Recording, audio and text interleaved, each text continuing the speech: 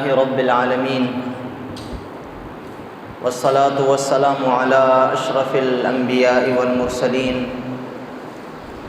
سيدنا وحبيبنا وشفيعنا وملجانا ومأوانا ومولانا محمد وآله وأصحابه أجمعين وأشهد أن لا إله إلا الله وحده لا شريك له وأشهد أن سيدنا ومولانا محمدًا عبده ورسوله أرسله بالهدى ودين الحق ليظهره على الدين كله وكفى بالله شهيدا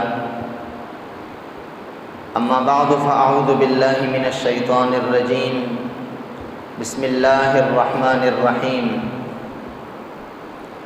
ثم قست قلوبكم من بعد ذلك فهي كالحجارة أو أشد قسوة وإن من الحجارة لما يتفجر منه الأنهار وإن منها لما يشقق فيخرج منه الماء وإن منها لما يهبط من خشية الله وما الله بغافل عما تعملون صدق الله مولانا العظيم وقال النبي صلى الله عليه وسلم إن أبعد الناس من الله تعالى القلب القاسي أو كما قال عليه الصلاة والسلام إن الله وملائكته يصلون على النبي يا أيها الذين آمنوا صلوا عليه وسلموا تسليما اللهم صل على سيدنا ومولانا محمد طب القلوب ودوائها وعافية الأبدان وشفائها ونور الأبصار وضيائها وقوت الأرواح وغذائها وعلى آله وصحبه أجمعين صلاة وسلاما عليك يا سيدي يا رسول الله صلاة وسلاما عليك يا سيدي يا حبيب الله وعلى آلك وأصحابك يا سيدي يا خاتم الأنبياء۔ اللہ تعالیٰ کی حمد و ثنا اور اس کے پیارے حبیب شفیع مکرم حبیب معظم صلی اللہ علیہ وسلم کی بارگاہ میں درود و سلام کے بعد سامعین محترم، سورۃ بقرہ پہلے پارے کی ایک آیت کریمہ آپ کے سامنے تلاوت کی ہے، جس میں اللہ تبارک و تعالی حضرت موسیٰ علیہ السلام کی قوم بنی اسرائیل کی ایک بری صفت بیان فرما رہا ہے، اور وہ بری صفت اتنی زیادہ بری ہے اور اتنی قابل مذمت ہے کہ انسان کی دنیا اور آخرت کی ناکامی اور نامرادی کے لیے یہی سب سے بڑی وجہ ہے۔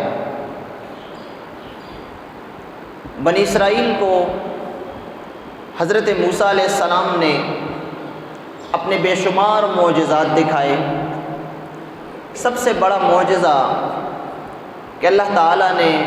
فرعون اور اس کی تمام قوت اور طاقت کو نیست و نابود فرمایا۔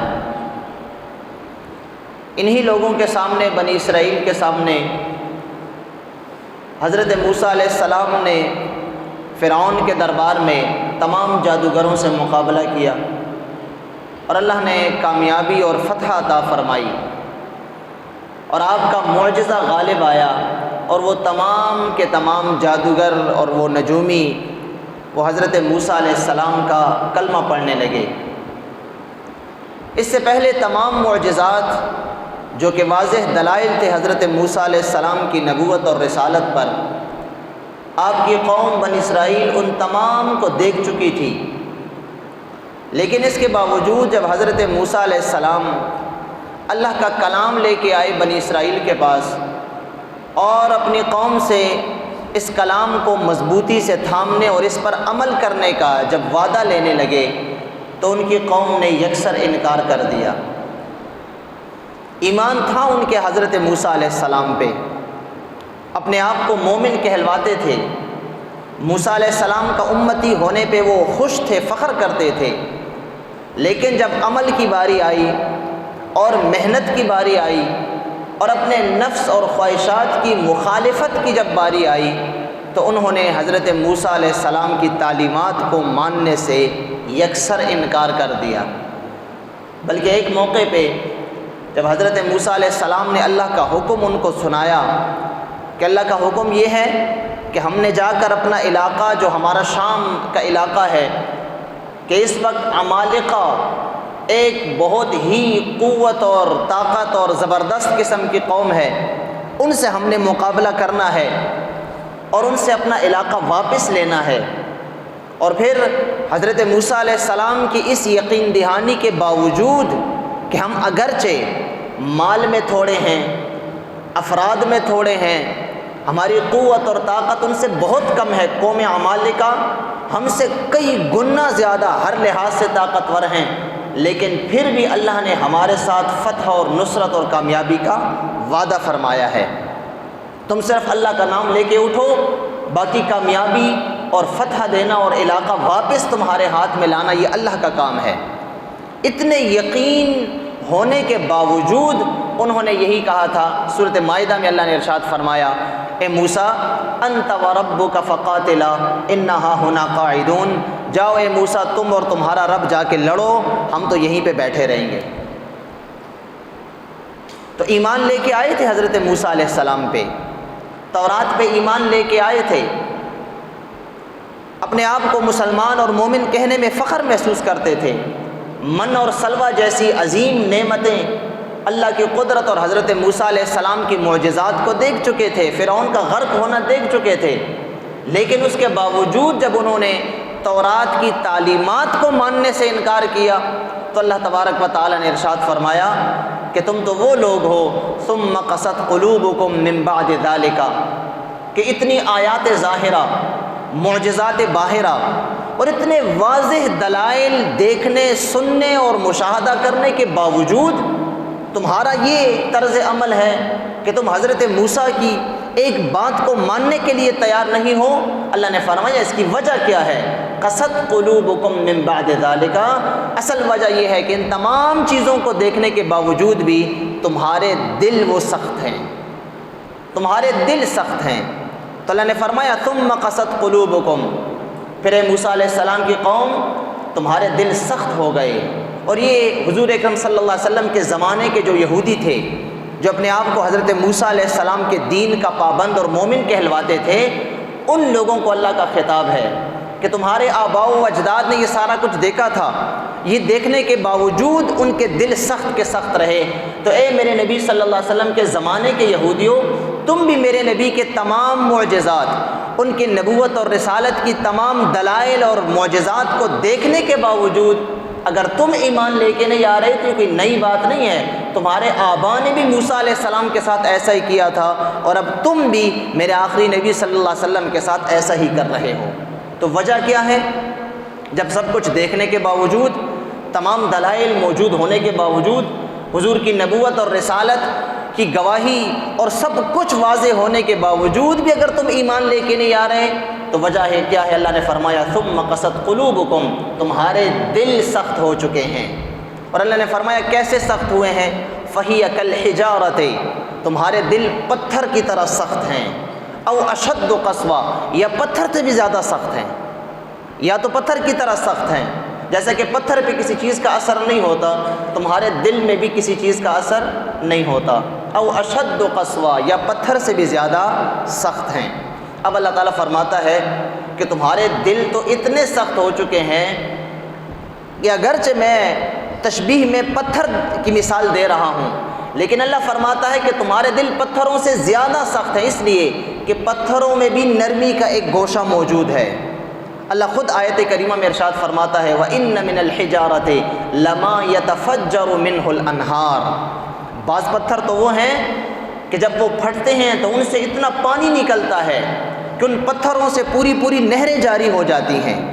وَإِنَّ مِنْهَا لَمَا يَشَّقَّقُ فَيَخْرُجُ مِنْهُ الْمَاءُ، بعض پتھر وہ ہوتے ہیں کہ جب وہ چر جاتے ہیں، وہ ٹوٹ جاتے ہیں، ان سے تھوڑا تھوڑا پانی نکلتا ہے اور وہ تھوڑا تھوڑا پانی نکل کے چشمے کی صورت اختیار کر جاتا ہے۔ وَإِنَّ مِنْهَا لَمَا يَهْبِطُ مِنْ خَشْيَةِ اللَّهِ، اور وہ پتھر جس سے پانی نہیں نکلا جس سے نہر جاری نہیں ہوئی، لیکن پھر بھی اس پتھر میں بھی یہ کمال ہے کہ یہبط من خشیت اللہ، کہ وہ کسی اونچی مقام پہ، کسی اونچی جگہ پہ وہ پڑا ہوا ہوتا ہے اور وہ اللہ کے خوف سے لڑک کے نیچے گر جاتا ہے۔ تو یہ پتھروں کا گرنا، بلند چوٹیوں سے پتھروں کا گرنا، یہ بھی اللہ تبارک و تعالیٰ کا فرمان ہے کہ اللہ کے خوف کی وجہ سے ہوتا ہے۔ تو اللہ تعالیٰ فرماتا ہے کہ پتھر بھی وہ ہیں کہ جن سے پانی نکلتا ہے، جن سے نہریں جاری ہوتی ہیں۔ پتھر وہ ہیں کہ جن کے دل میں خوف خدا پیدا ہو جاتا ہے اور خوف کی وجہ سے وہ اوپر سے لڑکتے ہوئے نیچے آ جاتے ہیں۔ تمہارے دل تو ان پتھروں سے بھی زیادہ سخت ہیں جو اتنا کچھ دیکھنے کے باوجود اثر قبول نہیں کر رہے۔ اب یہ خطاب بظاہر تو حضرت موسیٰ علیہ السلام کے ماننے والوں کے لیے ہے، موسیٰ علیہ السلام کے زمانے کے قوم کے لیے ہے، ان کے زمانے کے لوگوں کے لیے ہے، یا حضور کے زمانے کے یہودیوں کے لیے ہے، لیکن یاد رکھیے قرآنی تعلیمات قیامت تک آنے والے تمام انسانوں کے لیے ہیں،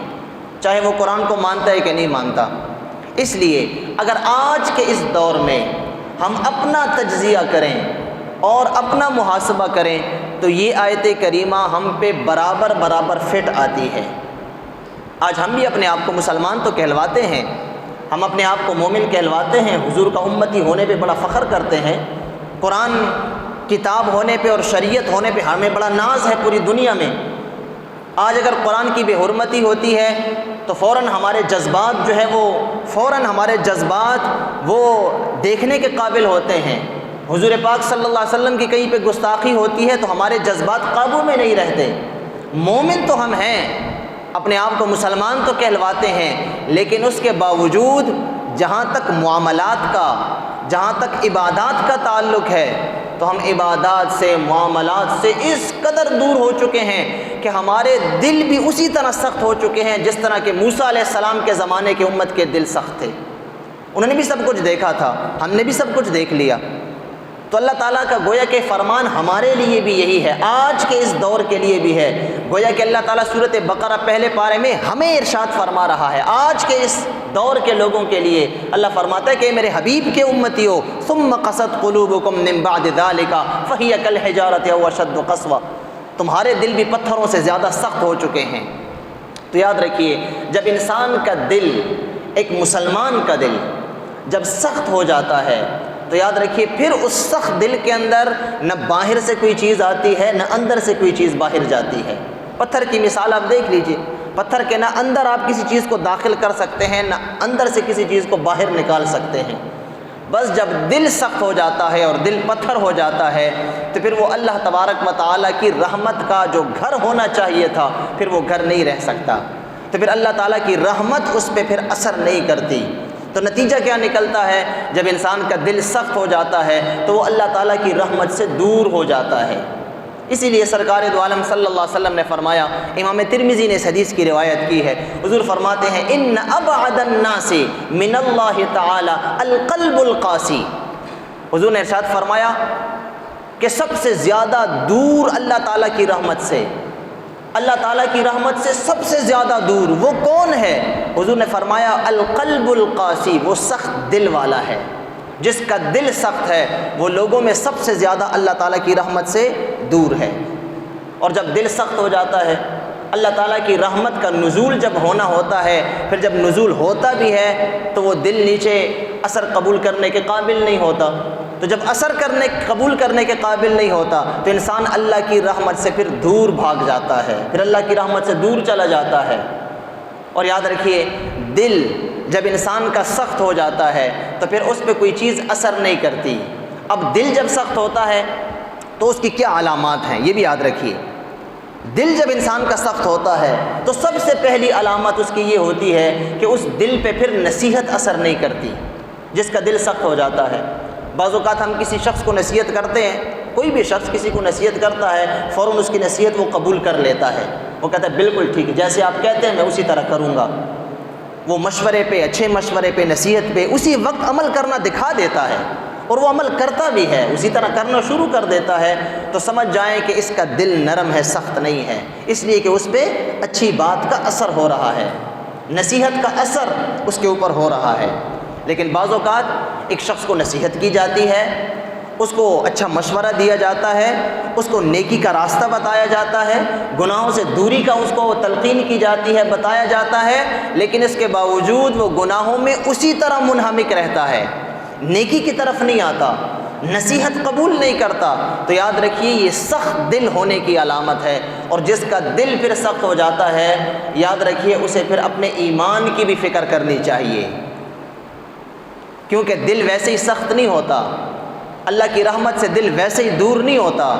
اس کے آگے میں چل کے آپ کو بتاؤں گا کہ دل سخت کیوں ہوتا ہے، تو یاد رکھیے اس کا خلاصہ اگر سننا چاہتے ہیں تو سنیں۔ دل سخت ہوتا ہے اس وقت کہ جب انسان اللہ تبارک و تعالیٰ کا خوف اپنے دل سے نکال لیتا ہے،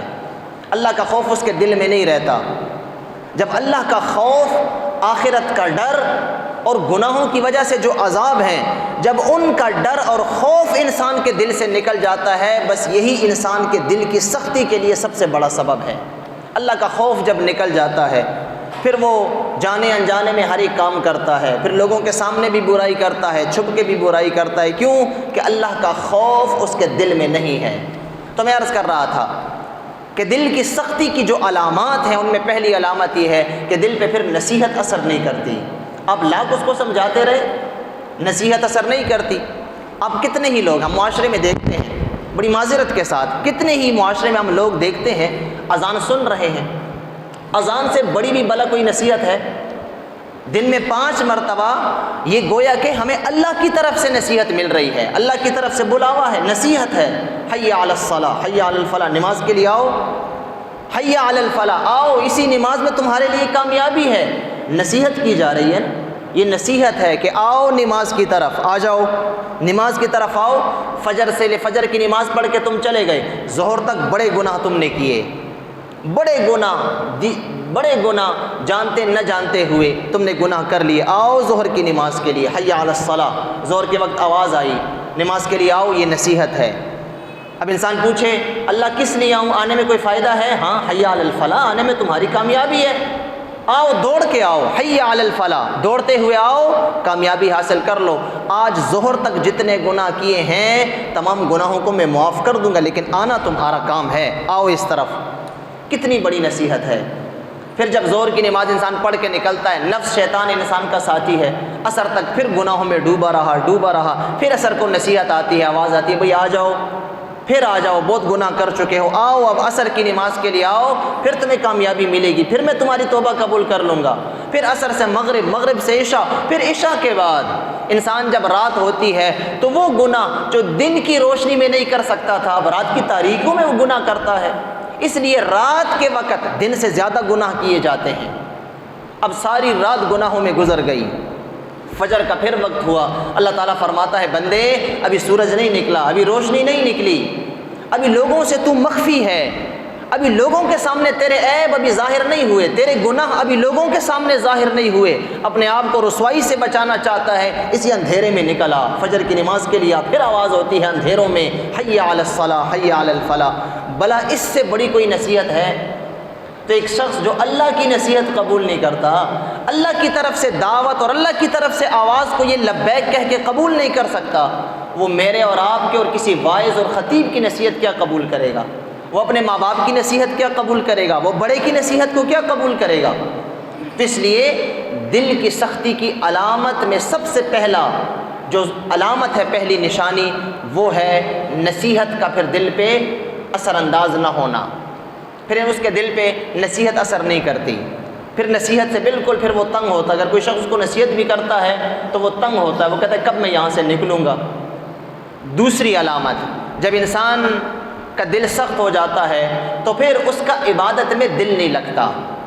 کسی عبادت میں اس کا پھر دل نہیں لگتا۔ قرآن کی تلاوت مہینوں کبھی قرآن کو ہاتھ میں بھی پکڑنا بھی وہ گوارا نہیں کرتا، تلاوت تو بڑی دور کی بات ہے، قرآن کی تلاوت پھر اس سے رہ جاتی ہے کیونکہ عبادت میں اس کا دل نہیں لگ رہا۔ ویسے اگر کوئی ڈائجسٹ لے لے، کوئی ناول کی کتاب اور کوئی جھوٹی کہانیوں کی کتابیں لے لے تو ساری رات پڑھتا رہے گا، پورے دن میں 2 اور 3 ناول جو ہے وہ پڑھ لے گا۔ اب موبائل پہ بیٹھنے پہ آئے تو موبائل دیکھتے ہوئے ساری رات گزار دے گا،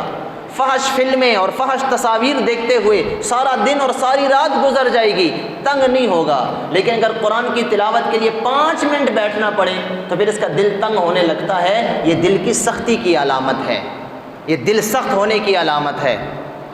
سارا دن انسان گپے ہانکتا رہتا ہے، گپ شپ لگاتا ہے، اپنے دنیاوی کاموں میں مصروف رہتا ہے، نہ تھکتا ہے نہ تنگ ہوتا ہے، نہ اس کو جلدی ہوتی ہے، گناہ میں مشغول ہے، دنیاوی کاموں میں مشغول ہے، اپنے بیوی بچوں کے ساتھ مشغول ہے، تنگ نہیں ہو رہا۔ لیکن جب مسجد آتا ہے تو اس کا دل تنگ ہونے لگتا ہے، پھر یہ کہتا ہے کہ کب نماز ختم ہوگی کہ میں جلدی نکلوں، میں جلدی مسجد سے باہر نکلوں۔ پھر مسجد کے اندر اس کا دل اس طرح تنگ ہوتا ہے کہ جیسے سرکار دو عالم صلی اللہ علیہ وسلم نے ارشاد فرمایا، مومن اللہ کے گھر مسجد میں اتنا خوش ہوتا ہے اور ایسا خوش ہوتا ہے جیسا کہ مچھلی پانی میں خوش ہوتی ہے۔ اور حضور فرماتے ہیں کہ منافق آدمی مسجد میں ایسے تنگ ہوتا ہے، ایسے اس کا دل پکڑا ہوا ہوتا ہے جیسے ایک پرندہ پنجرے میں بند ہوتا ہے۔ تو یہ دل کی سختی کی علامات ہیں، دل کی سختی کی علامات۔ ہم اپنے دیگر کاموں کے لیے بڑے آرام سے سکون سے وقت نکالتے ہیں، آرام اور سکون سے کام کرتے ہیں۔ اگر کوئی جلدی بھی کرو، بھائی جلدی نہ کرو، آرام سے کام کرو، یہ کام خراب ہو جائے گا، بھائی سکون سے کرو، کام خراب ہو جائے گا، کیوں محنت ضائع کر رہے ہو؟ لیکن جب ہم نماز پڑھتے ہیں تو نماز ہمارا رکوع قیام سے زیادہ مختصر، سجدہ رکوع سے زیادہ مختصر، بس 2 ٹکریں ماری اور نکل گئے کہ شاید ہم بس مومن ہیں اور ہم نے بہت بڑا کمال کر دیا، بھئی میں تو 5 وقت کا نمازی ہوں۔ نہ رکوع صحیح، نہ سجدہ صحیح، نہ قیام صحیح، نہ قرات صحیح، نہ مسجد میں بیٹھنے کا شوق ہے، بس گھڑی کو دیکھ رہے ہیں، بھئی نماز کو ابھی بھی 5 منٹ ہے، میں تو 2 منٹ میں مسجد پہنچ سکتا ہوں۔ جب فکس 1 منٹ رہ جائے گا تو پھر مسجد آئے گی، کیوں کہ مسجد میں دل، اگر 5 منٹ پہلے مسجد میں انسان آ جائے، 10 منٹ پہلے آ جائے، 15 منٹ پہلے آ جائے، گھر میں فارغ بیٹھا ہوا ہوں، موبائل پہ لگا ہوا ہوں، ٹی وی کے سامنے بیٹھا ہوں، اسکرین کے سامنے بیٹھا ہوا ہوں، فضول باتوں میں اور فضول غیبتوں میں اور جھوٹ اور گالیوں میں مصروف ہوں، اگر اس کی بجائے مسجد میں 5 منٹ پہلے آ جاؤں اور مسجد میں بیٹھ کر کچھ اللہ کر لوں، کوئی اللہ کا ذکر کر لوں، کوئی دین کی فکر کر لوں، کوئی اپنی اصلاح کی فکر کر لوں، کوئی قرآن کی تلاوت کر لوں، لیکن ایسا نہیں ہوتا۔ کیوں کہ دل سخت ہو چکا ہے۔ جب دل سخت ہوتا ہے تو پھر انسان کا عبادت میں جی نہیں لگتا، عبادت سے دل اچاٹ ہو جاتا ہے، پھر مسجد میں بھی اس کا دل تنگ ہوتا ہے، قرآن کی تلاوت میں بھی اس کا دل تنگ ہوتا ہے۔ بلکہ ہم اکثر شہروں میں دیکھتے ہیں اس طرح کہ جس بعض ائمہ ہوتے ہیں، ائمہ مساجد، جو بڑے سکون اور آرام سے نماز پڑھاتے ہیں، مثال کے طور پر ان کی نماز میں 5 سے 6 7 منٹ لگ جاتے ہیں، اور بعض ائمہ ہوتے ہیں، بعض ائمہ نااہل قسم کے علماء سو جن کو کہا جاتا ہے کہ وہ جلدی ان کو مقتدیوں سے زیادہ جلدی ہوتی ہے کہ کب نماز ختم ہو اور میں نکلوں، میں اپنا اور کام کرنے ہیں میں نے۔ تو بعض علماء سو، اس قسم کے ائمہ، اس قسم کے اصحاب منبر و محراب، پھر وہ جلدی میں نمازیں پڑھاتے ہیں، جلدی۔ وہ امام کا رکوع اور سجدہ درست نہیں ہے تو مقتدیوں کا کیا خاک ہوگا؟ تو ہم اکثر دیکھتے ہیں اپنے شہروں میں، بازاروں میں، ہم سب لوگ دیکھتے ہیں، یہ کوئی نئی بات نہیں ہے اور نہ چھپی ہوئی بات ہے کہ جس مسجد کا امام جلدی نماز پڑھاتا ہے اس مسجد میں زیادہ رش ہوتی ہے۔ رمضان میں ہم دیکھتے ہیں تراویح کا معاملہ اسی طرح ہوتا ہے، جس مسجد کا حافظ جو ہے وہ جلدی قرآن پڑھتا ہے، جلدی، چاہے سمجھ آئے یا نہ آئے، چاہے ثواب ہو یا نہ ہو، چاہے لاکھ گناہوں کا بھار تراویح پڑھ کے نکلنے کے بعد ہمارے سر پہ ہو، اس مسجد میں زیادہ رش ہوتی ہے۔ کیوں کہ بھئی اس کا حافظ تلاوت بڑی جلدی کرتا ہے، بھئی وہ تو 1 گھنٹے میں 6 سپارے پڑھتا ہے اور تم 1 گھنٹے میں صرف 2 سپارے پڑھتے ہو، نہیں وہ بہت اچھا ہے، تو اس کی مسجد میں رش زیادہ ہوتی ہے۔ وجہ کیا ہے؟ ہمارے دل سخت ہو چکے ہیں۔ جب دل سخت ہوتا ہے تو آپ کو میں نے بتایا، پہلی علامت دل سخت ہونے کی یہ ہے نصیحت اثر نہیں کرتی، اور دوسری علامت یہ ہے کہ ایک مسلمان کا عبادت میں دل نہیں لگتا، پھر دل اس کا اچاٹ ہو جاتا ہے، فضولیات میں ساری زندگی گزار دیتا ہے۔ مسجد میں جی گرمی ہے، حبس ہے بہت زیادہ، مسجد میں گرمی، جلدی نکلنے کی کوشش کرتا ہے، لیکن باہر نکل کے دھوپ پہ گھنٹوں کھڑے رہتا ہے، اس دھوپ میں اس کو گرمی نہیں لگتی اور اس چھاؤں میں اس کا دل تنگ ہوتا ہے۔ وجہ کیا ہے؟ دل سخت ہو چکا ہے۔ تو اللہ نے فرمایا ثم قست قلوبکم من بعد ذلک فہی کالحجارۃ او اشد قسوۃ، تمہارے دل سخت ہو چکے ہیں پتھروں سے بھی زیادہ، اس لیے پھر اس میں نصیحت بھی اثر نہیں کرتی اور اس دل میں پھر عبادت کا شوق بھی باقی نہیں رہتا۔ تو یاد رکھیے یہ 2 بنیادی علامات ہیں، اور تیسری علامت یہ ہے کہ پھر خوف خدا اس کے دل میں نہیں آتا، خوف خدا دل میں نہیں رہتا، اللہ کا خوف نہیں ہوتا، پھر وہ حقوق اللہ کو بھی پائمال کرتا ہے اور حقوق العباد کو بھی پائمال کرتا ہے۔ پھر وہ رشوت بھی لے رہا ہے، اسے کوئی پرواہ نہیں ہے، اس کا دل سخت ہے۔ پھر وہ ناجائز کام بھی کر رہا ہے، حرام بھی کھا رہا ہے، سود بھی کھا رہا ہے، پرایوں کا، یتیموں کا، مسکینوں کا، غریبوں کا مال ہڑپ کر رہا ہے، ملاوٹ کر رہا ہے، اسے کوئی پرواہ ہی نہیں ہے، کوئی فکر ہی اسے نہیں ہے۔ کیوں؟ دل سخت ہو چکا ہے، خوف خدا نہیں ہے، اس کے دل کے اندر یہ بات جاگزین نہیں ہے کہ تم جو کچھ بھی کرتے رہو اللہ تو تمہیں دیکھ رہا ہے۔ اس لیے اللہ فرماتا ہے کہ وَهُوَ مَعَكُمْ أَيْنَمَا كُنْتُمْ، جہاں کہیں بھی تم ہو وہ اللہ تمہارے ساتھ ہے۔ تمہارے ساتھ کا مطلب یہ ہے کہ تم کسی بھی مقام پہ، کسی بھی جگہ میں اللہ سے چھپ نہیں سکتے، ہر جگہ پہ اللہ تمہارے ساتھ ہے، وہ تمہیں دیکھ رہا ہے برابر۔ وہ تو علیم بذات الصدور ہے، دیکھنا تو دور کی بات، وہ دل کے ارادوں کے بھی جو ہے وہ پہ خبردار ہے۔ ابھی انسان کے دل میں ابھی ارادہ بھی نہیں ہوا ہوتا کہ اللہ کو پتہ چل جاتا ہے، اللہ کو پتہ ہے کہ اس کے دل میں یہ خیال پیدا ہونے والا ہے۔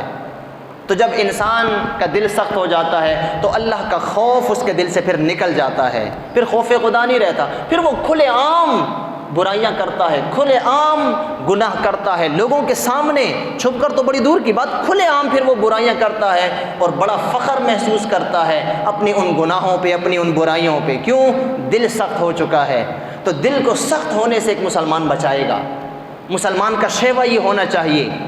کہ اگر اس کا دل سخت ہو رہا ہے، وہ اپنے آپ کو دیکھتا ہے میرے اندر خوف خدا ختم ہو رہا ہے، میرے اندر گناہوں کی لذت زیادہ ہو رہی ہے، نماز روزے سے، مسجد سے میرا دل اچاٹ ہو رہا ہے، اسے چاہیے اپنے دل کی فکر کرے،